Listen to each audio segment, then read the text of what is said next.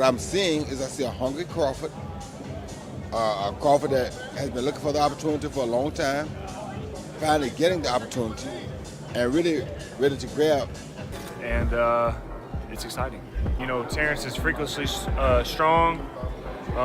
He can punch. He's got good crack. He can fight from both ways. Orthodox southpaw. He can fight at mid-range, close range, outside, and he can fight going both ways. So it's exciting. It's exciting. I'm going with Terrence Crawford. You know, big weight jump, a dangerous fight, but somebody's got to prove to me that they can break Terrence Crawford's will and that he can't figure it out against you. Few hypothetical matchups in boxing history fuel as much debate as a showdown between Floyd Mayweather Jr. and Terrence "Bud" Crawford. Both men stand as the defining figures of their respective eras, each celebrated for a mastery of the craft that transcends statistics. To pit them against one another, definitely one of the greatest. He's done shit that Floyd Mayweather ain't done. Like what? Like what? What that don't know? He is a two-time undisputed champion. Floyd wasn't a one-time undisputed champion. So he has all the belts in one division and then moved up and got all the belts in another division. I don't know if that's ever happened in the history of boxing. Yes, and he beat the man. And he beat the man. Let's give Terrence Crawford his flowers because everything he said he was going to do, he done it. He did. Mayweather retired undefeated at 50-0. His record one of the cleanest resumes the sport has ever seen. Over the course of 5 weight classes, he consistently neutralized punchers, tacticians, and champions alike. Floyd Mayweather stopped Conor McGregor in the 10th round to improve to 50-0 in what he says will be his final fight. I actually believe him this time, Max. What's his legacy? Well, he's one of the great pure boxers who ever lived. He is never cheated himself. He always was in condition. He had no off nights. That's why he won every fight. It's one of the reasons. Because he's one of the best to ever do it, and because he was always prepared over a very long amateur and pro career. Amazing. Another reason is he carefully selected opponents, knew when and where and when and who to fight, and basically changed the paradigm in boxing. I'll translate. He flipped the script. I mean, really, boxing is basically, and this is just the way it is, and I'm a huge boxing fan, and I make no apologies about it. But it is fans and networks essentially exploiting fighters. That's how it works. We want to, and we demand a level of dedication and risk-taking with your health that's insane, right? Like, someone's getting their head beaten every which way, and if you quit, you don't have heart. You can't be a great fighter, which is true, by the way. It's a blood sport. And Floyd, and usually fighters wind up broke and punch drunk. And Floyd Mayweather flipped the script. He said, no, I'm not going to let the game play me. I'm going to play the game. Crawford, meanwhile, has built one of the most complete modern resumes. A multi-division undisputed champion, he has proven time and again that he can adapt to any style. His switch hitting, explosive power, and razor-sharp ring IQ have made him a nightmare for opponents. At welterweight, his dominance has elevated him into pound-for-pound discussions where, for many, only Mayweather remains the gold standard. Everything is on Terrence Crawford's side, all the legacy, meaning he only has the opportunity to win the belts. Saul only has an opportunity to defend them. Terrence Crawford has an opportunity to be in a 5 division and the only person to win all 4 belts in 3 separate weight divisions. Why is Saul taking this fight? And I'm going to tell you why. Because there's some things in life more important than just the belts. And that 20-year career that Terrence Crawford made, that all that he has, is very valuable. Very, very valuable. He had 1 foot out the game. And if he can be the man to defeat him, because remember, if Saul beats him, Terrence Crawford was the first man to get all 4 belts in 2 separate weight divisions. Yes, I beat that champion. Yes, I beat the multiple division champion, and he had the old. Veteran voices in boxing are split.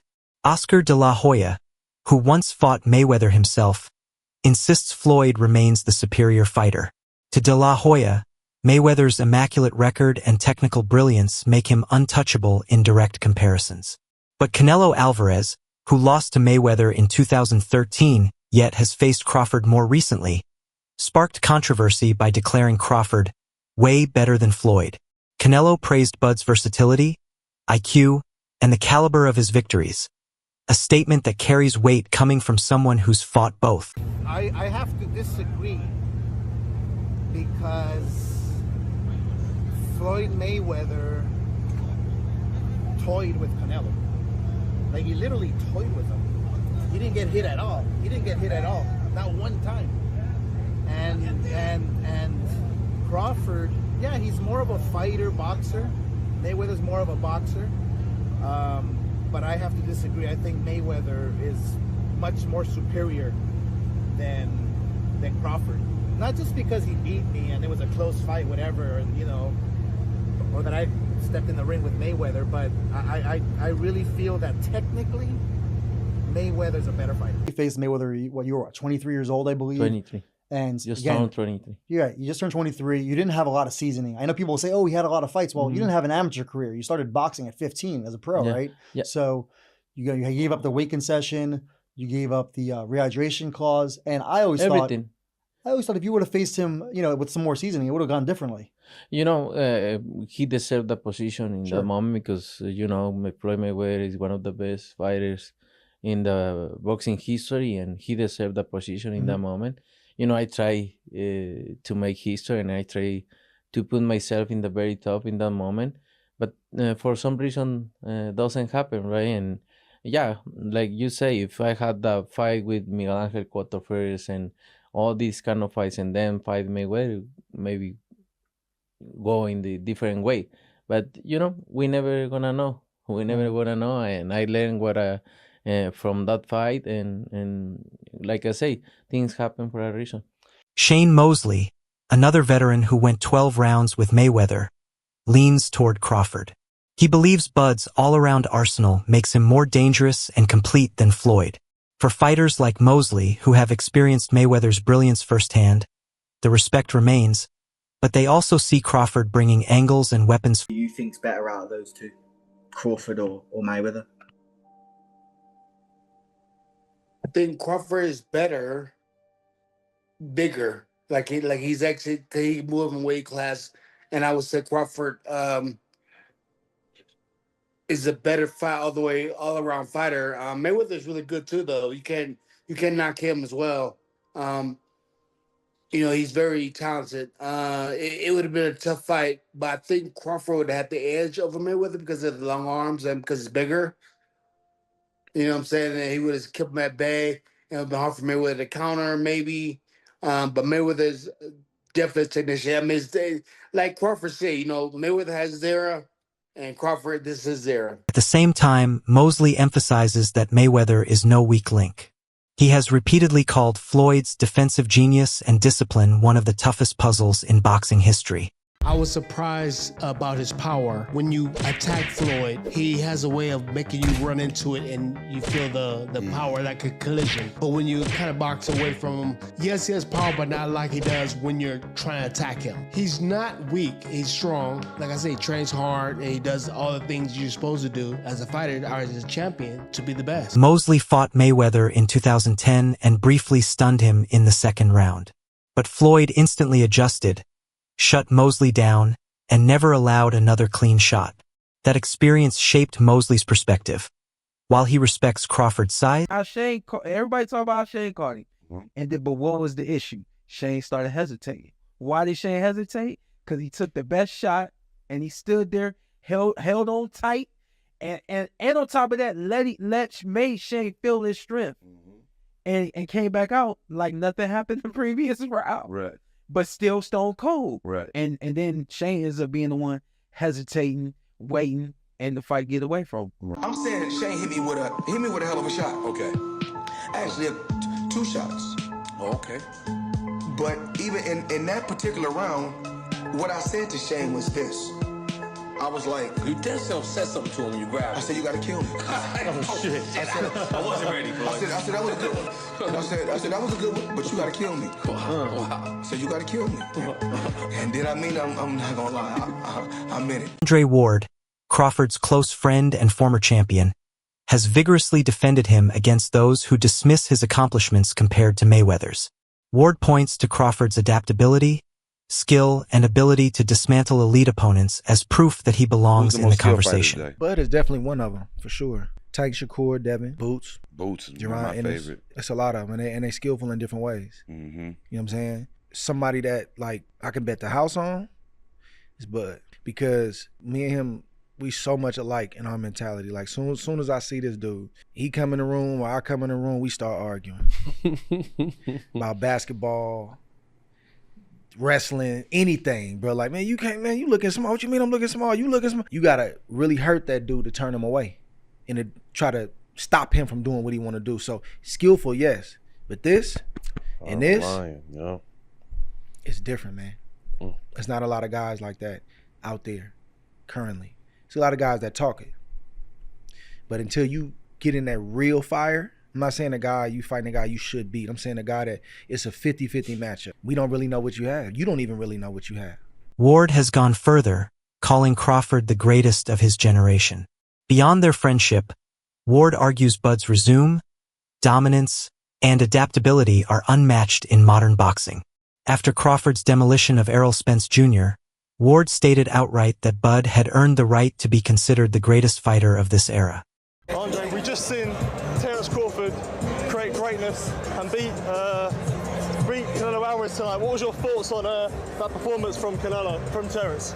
Terence Crawford is a great performance, man. He's been doing this throughout the course of his career. The stakes were a lot different in this fight, a lot more danger. He had to fight that kind of fight in order to beat Canelo Alvarez tonight, and he did that at 37, but getting ready to be 38 years old. And he proved, like Max said, that he is the GOAT of this generation. Hats off to Canelo for taking the fight. He didn't have to take it. Hats off to Turki Al-Sheikh for putting it together. Just a great night for boxing. Yeah. How special a fighter is someone like Terence Crawford? There was no signs of a size disadvantage there. How special? You can see it in spots, but it wasn't significant. And I didn't think it was going to be significant. And people call me crazy, but I've been around Terence. He's strong. He's got a wrestling background, and people don't realize that he's been boiling himself down all these years and still being successful, not having to do that.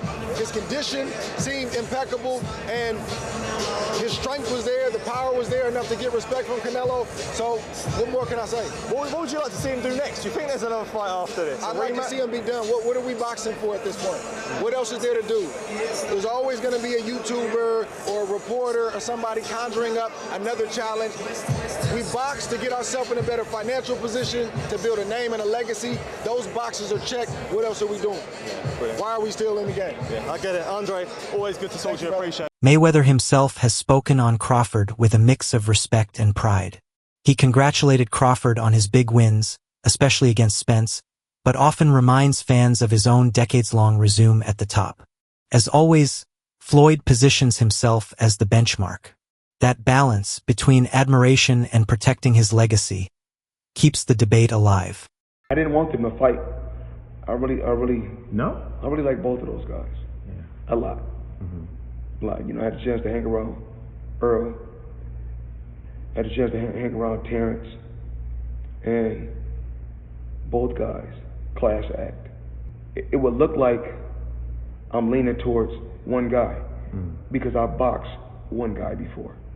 It was beautiful to watch, but also tough to watch to see what happened to Errol. Obviously, we don't wish bad on, Nobody. The best man won. If I was training him or I was in his corner, I don't think he should be fighting at 147 at all. I don't even think he should be fighting at 154. Really? I think he should be fighting at 160 or 168. Wow. That's just my honest opinion.